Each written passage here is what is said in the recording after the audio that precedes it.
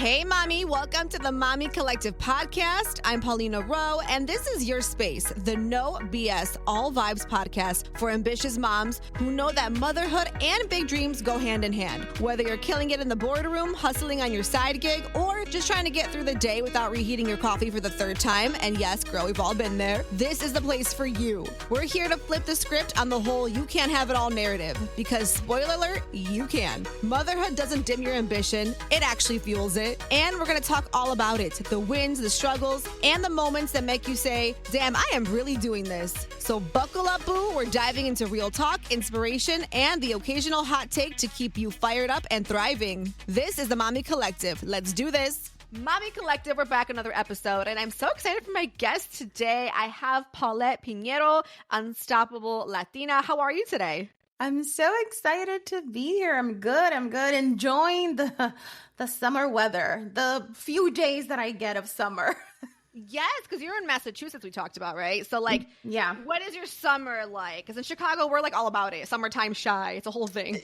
Yes. So in Massachusetts, everyone wants to do everything. All New England, it's we want to do everything in the summer. But I was born and raised in Puerto Rico. Oh. So to me, this is not summer. No. Yeah, we'll go to the beach. It can be 98. It can be 100 degrees. And we go to the beach and the water is still 50 degrees. It's ridiculous. I know. Oh. So yes, it's good food. A lot of grilling. But it's, to me, it doesn't feel like summer. It doesn't, of course, it can't compare to Puerto Rico. But I don't know. Not fully convinced. Oh my God, that's so funny. I didn't know you were born in Puerto Rico. That's so cool. So I have questions about that too. But before we get into that, can you tell us a little bit about yourself, your business, and sort of what you do and why it's so important? Yeah, so I am a marketing strategist and founder and CEO of Unstoppable Latina Marketing. We're a boutique marketing firm that helps Latina, women of color, and expansive entrepreneurs, gender expansive entrepreneurs level up their brand. And I love what I do. I spent many years as a social worker and working in human services. And I love to be able to translate kind of your ideas and your vision into the digital marketing that attracts the right clients. And I talk to folks about if you want to work with Unstoppable Latina, it's because you are looking to attract the right people, the right opportunities. Because I truly believe that when we share our authentic story and when we tell people who we are, why we love what we do, and how they can collaborate with us, those people show up for you. 100% agree with that. And I love that it's so important in your business strategy, messaging. Mm-hmm. I think that's just so important because as somebody who's new to the business world, obviously I do podcasting and radio. I do media. I've been doing it for I guess technically now 12 years in total. But I'm kind of getting my feet wet in the business world, right? Because I'm well, there's more to me. I know I want to do more things. And I think the biggest mistake that I've made, and I'm a newbie, complete baby, right, fresh, is that I always assumed that I would be speaking to everyone. My ideal client is everybody. Everybody needs anyone that can pay. I hear that all the time. Who's your ideal client? Anyone that can pay my rates. And I'm no. Definitely. And I want to dive into that because I feel you're the perfect person to ask, kind of, why do you feel, right, as somebody who, is helping businesses sort of understand these things about themselves or business, right, and everything moving forward, why do you feel we think that way? Why did I sit there for years and go oh my God, everyone needs this, everyone can pay for it, it's great. Why do we feel that? And why does it not work? I think the first part is because we are comparing our business to large corporations. And I'll give this example. I will work with a business that sells products, or they are going to sell a clothing line. And they're comparing themselves to Adidas, to Puma, to Nike, believing that because the store is at the mall, or believing that because they have products that tackle different needs, right? If you buy some shoes, they are just for looking cute. And then I have another line that is for sports, right? We believe that because larger corporations can address many consumer needs, ours needs to do the same. But when we go deeper, when we look at the messaging, each product line is targeting a different group. So it's not that you only have one type of client. It is that you have customer segments, right? You have these, I told my clients, like, let's put them in little baskets and identify what are the characteristics. But beyond demographics is like, what are their behaviors? What is the problem that they're not telling you? What is their deepest desire? So for someone who has a podcast and is looking to expand the podcast and monetize the podcast, I want you to think like, why are they listening to you? And it's not because they're, yes, they're women. Yes, they are mummies. Yes, they are passionate or follow you from your other ventures. What is their deepest desire? And probably their deepest desire, which is what they're not going to say out loud, is like, I feel alone. Or, yeah, I just don't have any friends and I feel that you're my only friend. They're not going to say that. They're looking for that connection that no one else understands me. Or like, all of my mommy friends are from my kids' school and we might go to the play dates, but like, I'm not having margaritas with them. Or they don't get, when I tell them like, my abuela said this and they're like, oh no, just ignore her. Like, we don't do that. Right? So understanding your target audience is not closing doors. It's just actually helping you know what pain points to talk to directly. It tells you exactly how you can show up your superpoderes, and it makes it super easy to speak directly to them. And then as you grow your venture, as you grow your business, you're going to be able to tackle other needs or other buckets of people. But it's so common to kind of like compare ourselves with larger corporations that have teams just for one target audience and are able to create products or services just for them. So I will, for my entrepreneurs or for my jefas that want to be entrepreneurs, or even for career professionals, I always say like, think about your dream client or your dream opportunity. Then go and find a stock image of what they're doing before they talk to you. Because we usually visualize them like just frolicking outside, doing nothing. They're not busy. If you can, I have a lot of clients that work with moms. I'm like, go find a stock photo of the mom with the laptop, with the AirPods, with the phone, feeding the kid, cleaning on the other side. Oh, yeah. Because that's how she is before the discovery call, before she talks to you. That's how she is. When you get to see her, and print that photo and put it on your desk, when you get to see her every day, you're going to be like, she's not going to respond to my emails. She's not going to be following up. I need to make it super easy for her to say yes to working with me, or to listen to my show, or to pick up and read my book. And that is the difference between trying to serve everyone that has money and serving the person that's going to purchase from you, no questions asked. I love that. I love that perspective. And I think that's really important for business owners and entrepreneurs to hear, especially from Paulette herself, who's on the podcast today, because I think that's like so important. And I know that I'm guilty of it. Remember, I just told you, and it's something that I'm still working on because I do radio, right? So like we have a thing called P1, for example, right? It's your ideal listener. It's the person that's listening. And sometimes I'm not going to lie, like it trips me out because I'm like, okay, we'll have like a, 29-year-old mom, Latina listening, right, from Chicago, but then you'll have like a 54-year-old white lady from the suburbs who's a huge fan. So I'm like, okay, whoa, we are different. You know what I mean? Like we are just all different. But I think it's so cool in media that I get to like see that. But then I do find a lot of, strangely, but also kind of cool, a lot of similarities with a P1, right? Like, why do they enjoy this show, right? Like you said, maybe it's something they're not admitting, which would be in this case, like, you're my mom's friend, I might not have them. When you stop worrying about the demographics and you start focusing on the behaviors, the need of the like 20, 30-ish with the 55-ish are going to be the same. They're like community, friendship. I want someone that I can trust and they can filter out what I need to know because I don't have time to know everything. Right. The demographics might be different, but the behaviors and the needs are the same. Absolutely. I love it. Paula, that's so good. So now really quickly, I kind of wanted to dive into your story, right?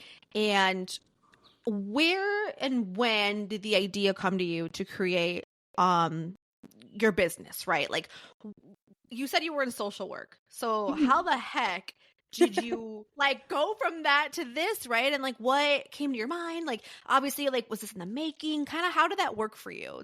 Like tell us the story. Yeah, so I launched my first business at 11 years old. Shout out. I used to have a car wash on Fridays for everyone in La Urbanización, for everyone around the block between the times of 2:30 and 5 p.m. when my grandfather came home from work. So, because I have to do it before he got there because he was like, no me gaste el agua. Like, girl, you're not paying for the water. So I started and then I took cosmetology classes on the weekends while going to high school. And I was doing frosted tips for all the guys in school. Now that's a throwback. I love it. Yeah, that is a true. Yeah. They all looked like Puerto Rican boy band. And so I've always loved entrepreneurship, but I didn't know it was entrepreneurship. It was just, this is what the women in my family do. So like, why wouldn't I do it? Totally. But the idea to launch this business came in 2018. And my husband has been a marketing freelancer we've been together for 15 years. He's been being a marketing freelancer for like 18. He's a graphic designer. And I started doing some project management with him, with his clients of like, I don't like this. It was more me telling him that I didn't like stuff. I was doing project management. Then I started working with the client side while I was working full time and having 2 kids and going to school.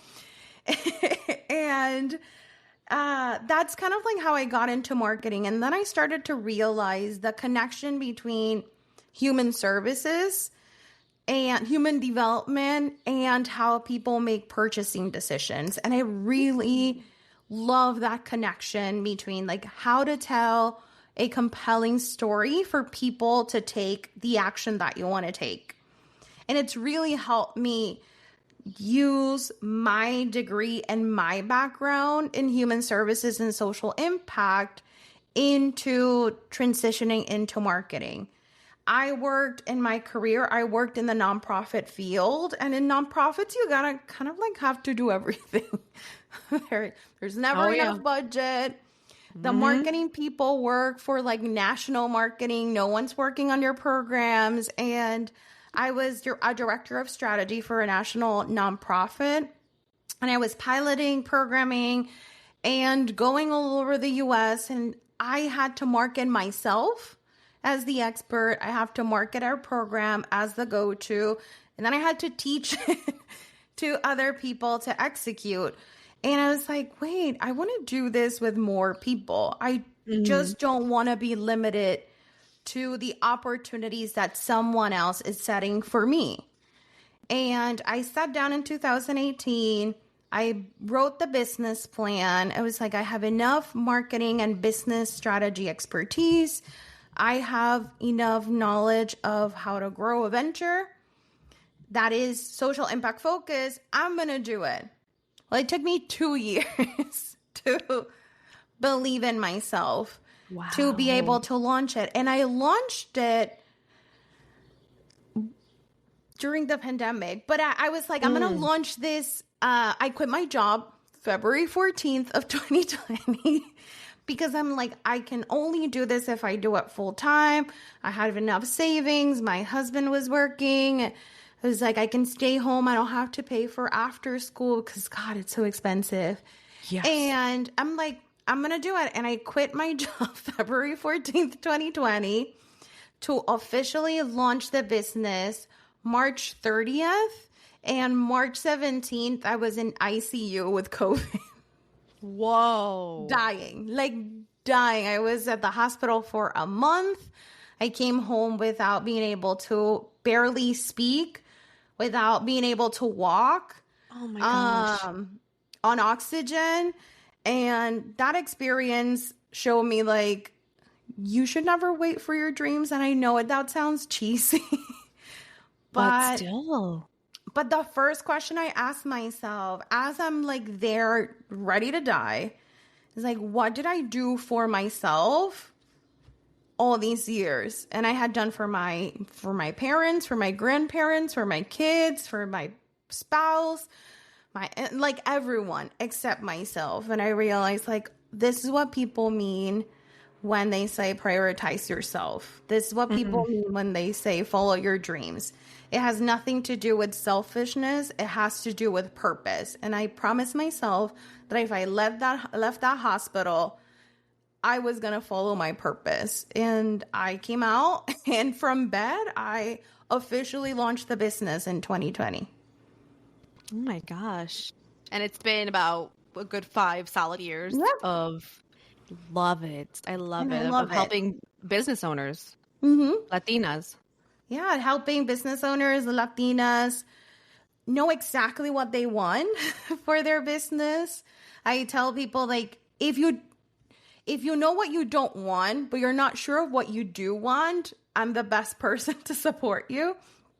Helping them tell their authentic stories, grow a business that works for them, and be able to live their purpose. I love it. I noticed one thing that I remember maybe like, I want to say maybe a year, 2 years ago. I remember your messaging because you have a newsletter that I'm signed up to, which I love, by the way, because you like put us onto like grants, opportunities, like all these just amazing things.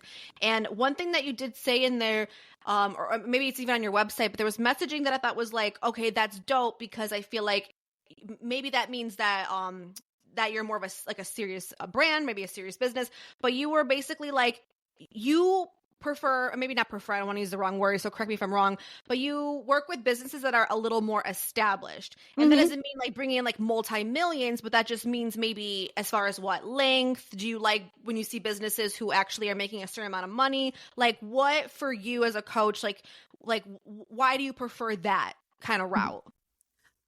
I always go back to what is my superpoder? Like, where am I best positioned to help my dream clients? And that goes back to our conversation we were having about like, do I help everyone that has the money to pay me? Do I help all Latinas? Do I help product or service-based businesses?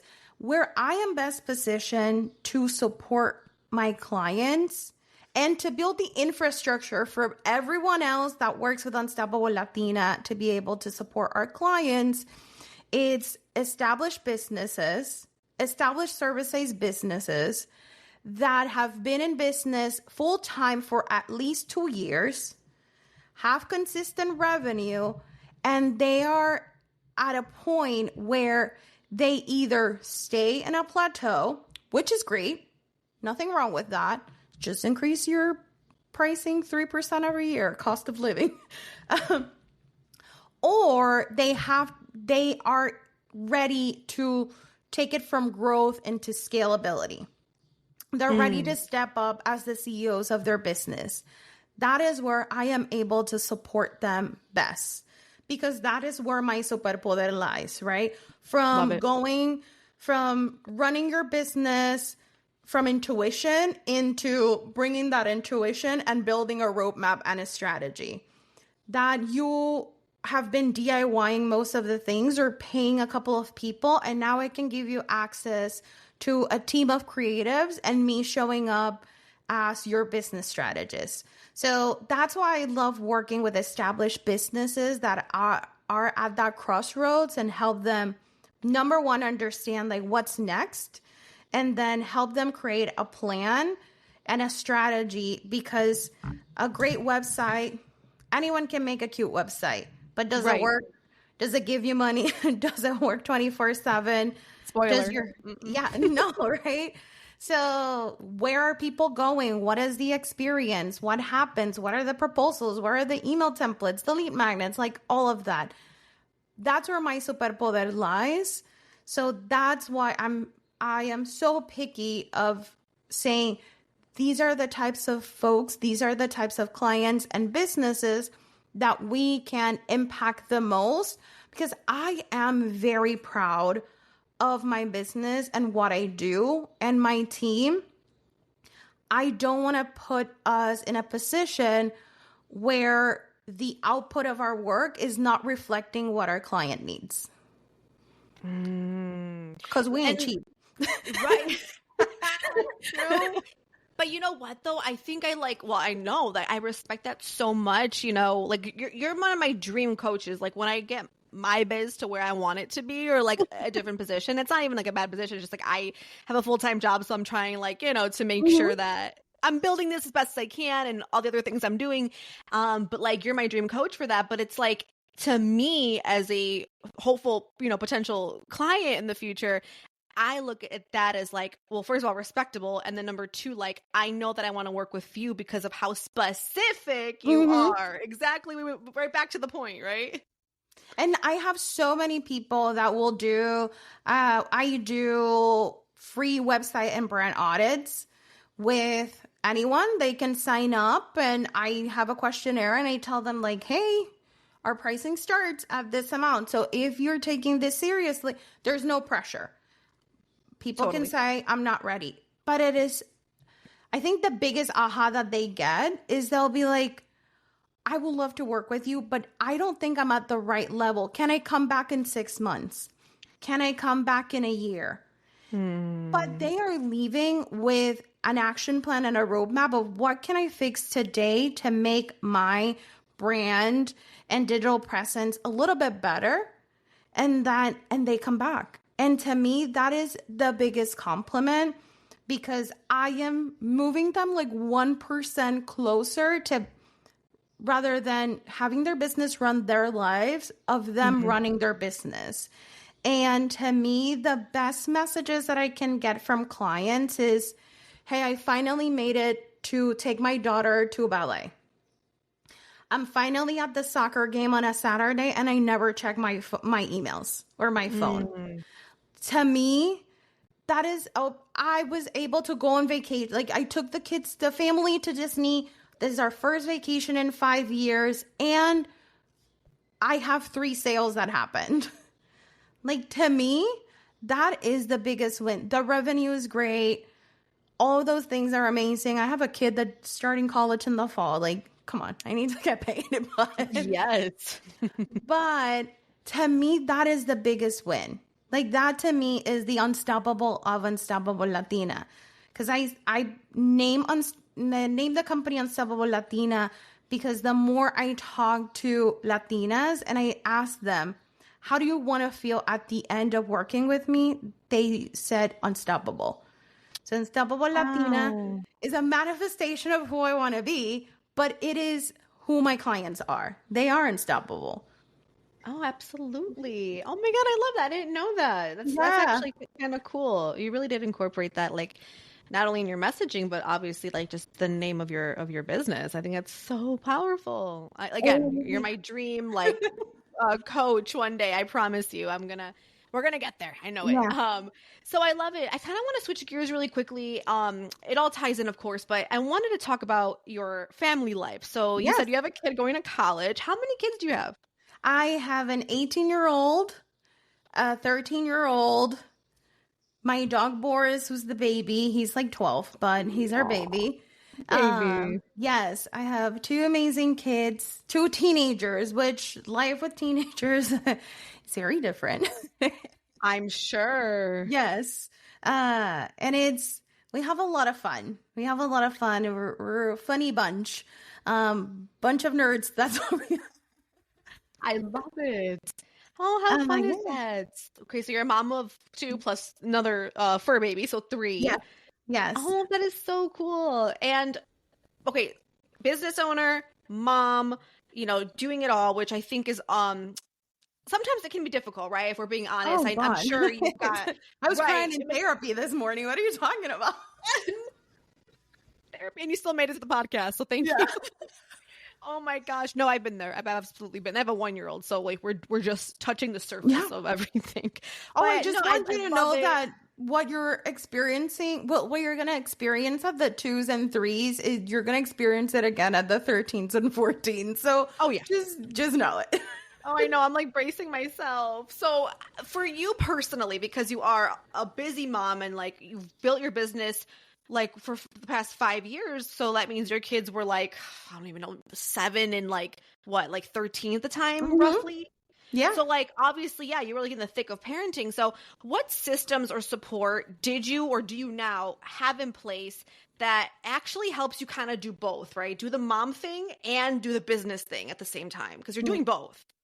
When I started the business, I was running the business from 7 p.m. to 11 p.m., right? The emails were coming in. I was scheduling things, but we were pandemic. The kids are both going to school from home. My husband is working full time. I am barely walking, barely breathing. So I used to sit on my desk and run the business at night and schedule everything for the next morning. And I like to say that because we have this perception of how it looks to be an entrepreneur. You know, I have this beautiful home office right now, but I started in my closet. The computer was in the closet. And then it got upgraded to a tiny desk in my room. And then it got upgraded to that tiny desk in a corner of my dining room. And all of those phases, my business was still successful because that was exactly what I needed at the moment. So, and I was able to adjust my business to my family's needs and my personal needs. The tools or the systems that have helped me is, number one, I know we always want to separate business and mommy life. Like, I've just embraced that they can both coexist. If we're building a business that serves us, it has to serve us. Like my business, I used to feel ashamed. This is stupid, but like I used to feel ashamed that I was putting personal stuff on my business calendar. I don't care anymore. It's like, I need to know if I need to take Sophia to the doctor so I can tell someone, hey, I can't meet at that time, right? So totally. First of all is embracing that there is no separation because you can't separate who you are. No. You're just one person. It doesn't matter how many assistants and help you have. You are one person. So embracing the chaos that you will go from responding to emails. And I know we want to be, how am I more productive? And how many apps and AI shit can I get? But really, like, you will go from responding to emails to writing a proposal to hopping on the call and arguing with, I don't know, like someone at the school because they lost something. Don't feel guilty about it. Embrace that everything will mishmash together. So that's the first kind of like strategy. It really is a strategy of forgiving yourself and embracing that chaos. I have a friend who says it's not work-life balance, is work-life synergy. I like that. I love it. And you just have, sometimes if you will have your 1-year-old on a call with you. And if a client gets offended by that, then they're not the right client for you. Ooh. No, I'm like, wait, because she's on my lap sometimes and I'm like, ooh. Yeah. And then we're like, oh my, no, this is it. You tell people. My dog comes and will get on. My daughter has it because it's summer break. But my dog is my CFO, like I call him. That's right. He's very needy because my son is at college right now in the summer program. So I tell folks, like, you might say Boris. And if someone gets offended because a 12-year-old geriatric Yorkie is going to come to Zoom, that ain't my problem. That's facts though. Yeah. I mean, that's real. That's real. But then the other tools and strategies is like set clear boundaries with your family. Let your family know exactly what you need. And then keep your promises. If you say you're going to disconnect, you have to disconnect. If you say, I'm not going to take clients or I'm going to go, tell them. If we're going to Puerto Rico and I need to work and respond to emails, I let them know before we even get to Puerto Rico, right? Like mom won't be available. And then I would say the last strategy is find your gente, right? Find your people. I'm writing a book right now called Latina too. And one of my favorite chapters, one of my favorite chapters that I've written, it's called Business Doesn't Happen in the Golf Course. It happens on the group chat. And you need your group chat. You need to find a comunidad, a community of entrepreneurs like you who are driven, who had similar goals to be able to talk to them. You need your people. And I'm not saying a group chat of 20 people. It can be 2. It can be 3. It can be 4. But you need to tell people, you need to find your group chat, create it, and then be honest of like, I'm struggling with this, but also this is what I'm looking for. Because we tend to, I've seen, and I do it myself, we tend to talk so much about what's not happening or what we're not achieving, but we don't spend enough time saying, this is exactly what I want. Can you help me get it? And that's what happens in the golf course. I need more clients. I need this. This is my financial goal. Because I've been in the golf course looking at those conversations and then realize, wait, I'm not going to be in the heat. No. This is boring. But I can do this with my amigas. I can do this with my friends. And business to me, beyond posting on LinkedIn and doing all the marketing stuff, business to me happens in the group chat. When I tell my amigas, when I tell my friends who are also looking for clients, hey, I have 3 openings in October for brand elevation clients. Send me leads. And they do the same. And the leads come and the connections come. Hey, I lost this opportunity, or I haven't booked anything for Hispanic Heritage Month. Where should I start? You need to find those people that are going to be your champions, and you're champions for them. And you're going to send the memes and you're going to do all the chisme and the fun stuff. But you need to have the folks that you can clearly state, this is what I'm struggling with, and this is exactly what I need. How can you get me closer to that goal? And it's a scary thing to do, especially I'm the oldest. I don't know, asking for help. But it's been life-changing because I would do this for anyone. And just to find the people that will also do it for me has made my business successful. That's really been the key. So if you are thinking of launching your business, or if you've launched your business or growing your business and you're still feeling stuck, I promise you, make the group chat. Make it.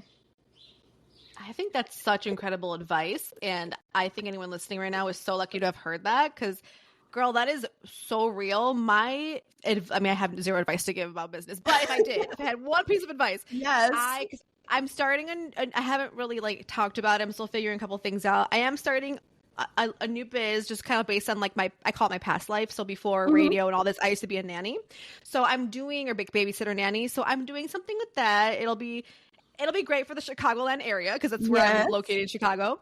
One thing that I'm going to do that I've never done before with anything, even this podcast, anything I've ever done, is I'm going to go into my network. I'm tapping into my group chat. I'm tapping into people that I know, whatever. And I'm just letting the world know. I'm not even just like posting an Instagram post because like, yes, I've done that. People will see it, but they're like, cool, like, that's it. What else can I suppose to do? Yeah. Exactly. So this time I'm doing things different. I'm taking Paulette's advice. Yes. I'm putting it in the group chat. I might even go make another group chat with whoever. And I'm going to start putting myself out there. It is so scary. I'm not going to lie to you. I am so terrified.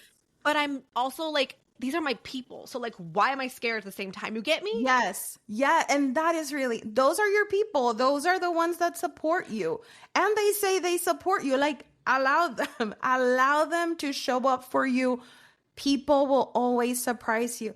But also, like, people need to know exactly what you want. I hear from so many Latinas or Latina folks that are like, well, I had a mentor, but it didn't kind of like work out or it fizzled out. And I'm like, did you keep them updated every month? Every 3 months?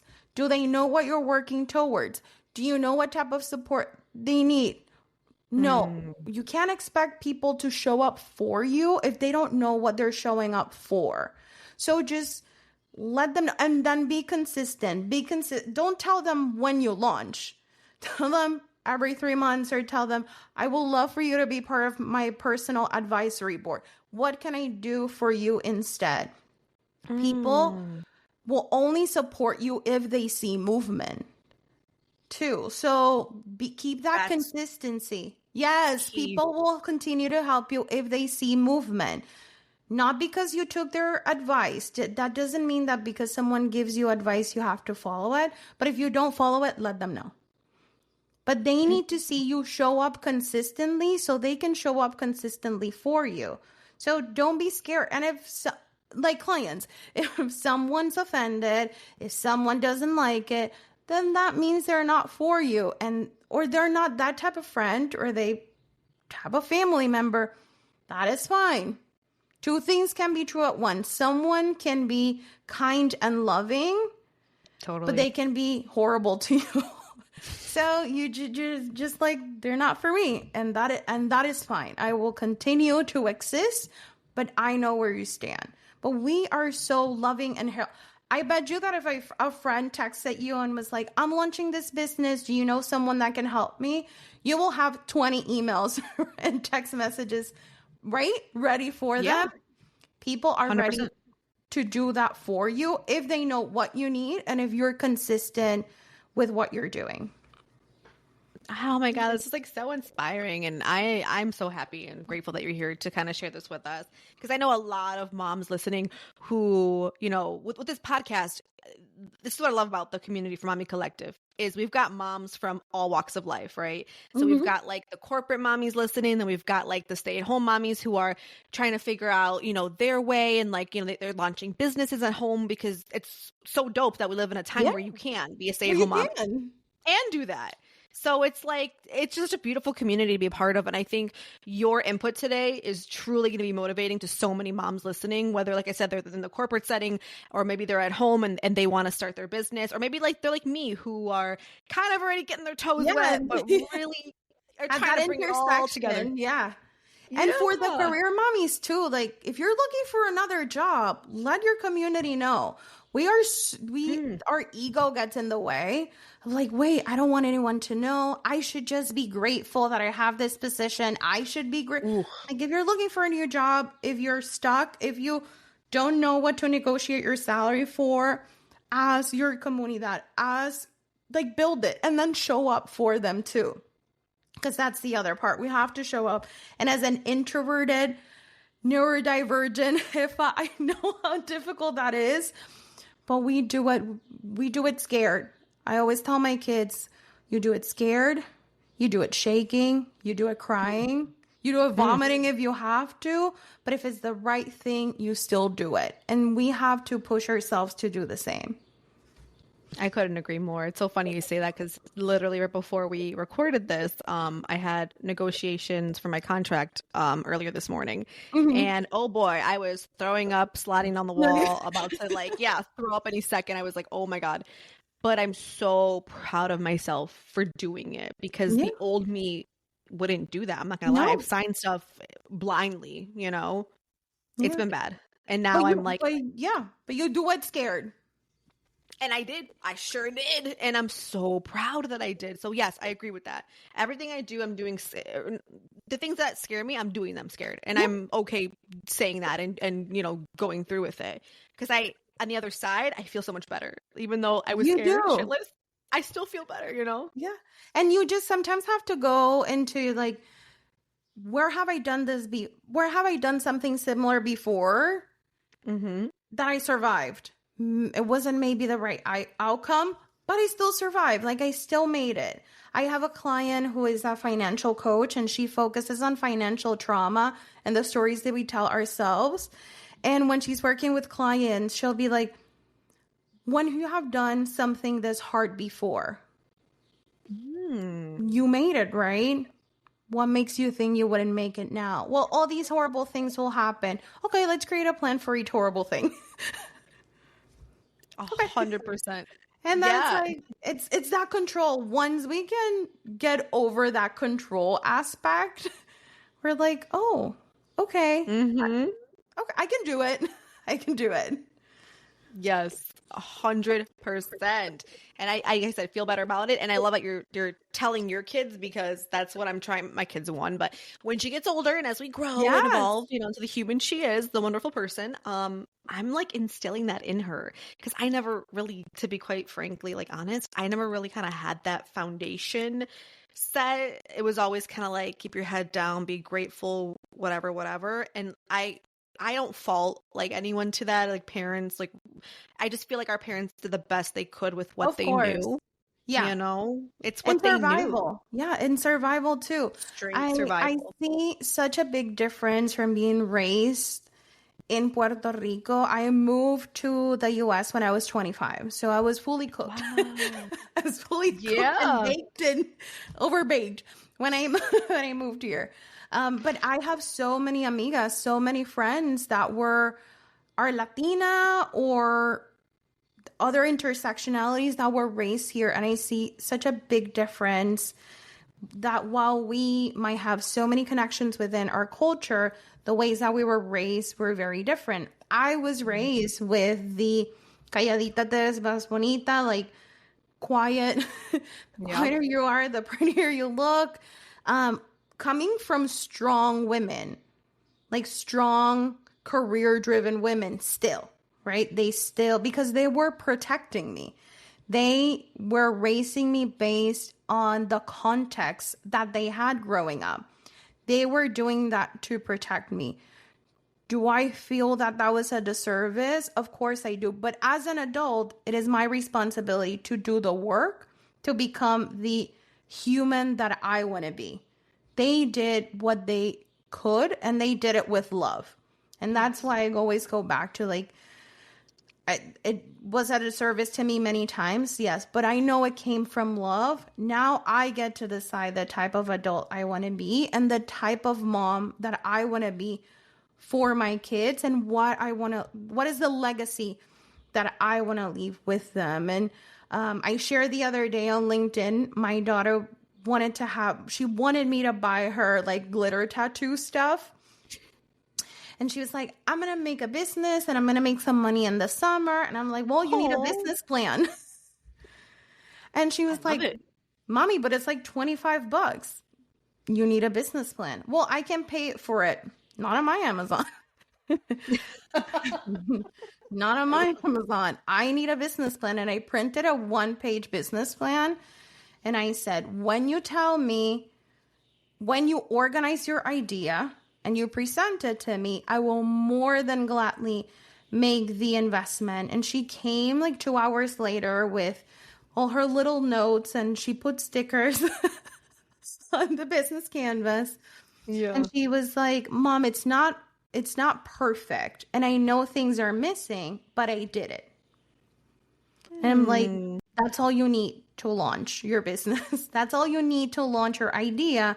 You will identify what works and what didn't work as you try it. And I love that in the key resources section, it said the first key resource was mom. Mom knows a lot of business owners that can invite me to their store to do glitter tattoos for her clients. And number 2 was dad. if I need a logo or a website, Papi can build it for me and not charge me. And then Smart. and then she had like, I can use mom's like marketing stuff, and I can take pens from her, like all these little things. But it was to me that like, I'm teaching my kids to do it scared. Yeah. Do it shaking, doing second guessing yourself. And hey, she got 3 gigs in a week. There you go. Period. Proven. Yeah, strategy. she was ready at Alexander's graduation party to try it. And she was booking people at the graduation party for her to have other things. And then she came back that night. I was like, this is everything I learned. This is everything that I changed from my business plan. Oh my God. It's like teaching our kids to do it scared. I think that's the 2 things that I leave as legacy to my kids, that and teaching them that rest is resistance. Yeah.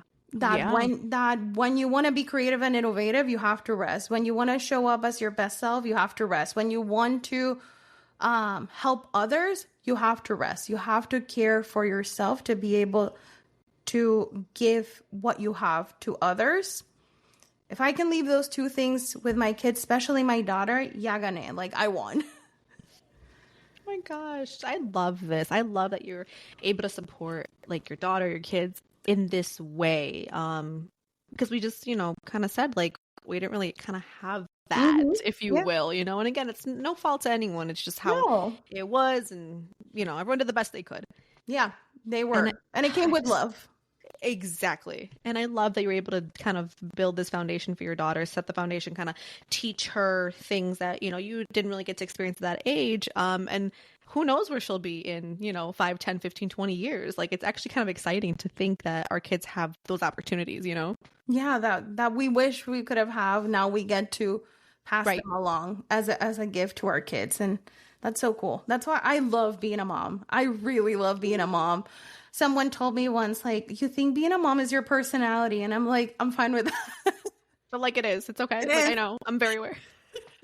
I don't care. Oh, I love that. Paulette, I could talk to you all day. Like I said, you're on my vision board. I actually do have a vision board somewhere in this room. I rearranged my office. It's manifested. We're going to work together. Thank you. I'm so excited. No, we will. I'm going to send you my business plan. I'm going to be just like your daughter. I'm going to send you the whole thing, and we'll definitely go from there. Paulette, can we, well, first and foremost, thank you for being here. What is your Instagram handle, LinkedIn, wherever you want us to find you? And then are you currently taking clients? Yeah, so you can find me on Instagram at unstoppable_Latina.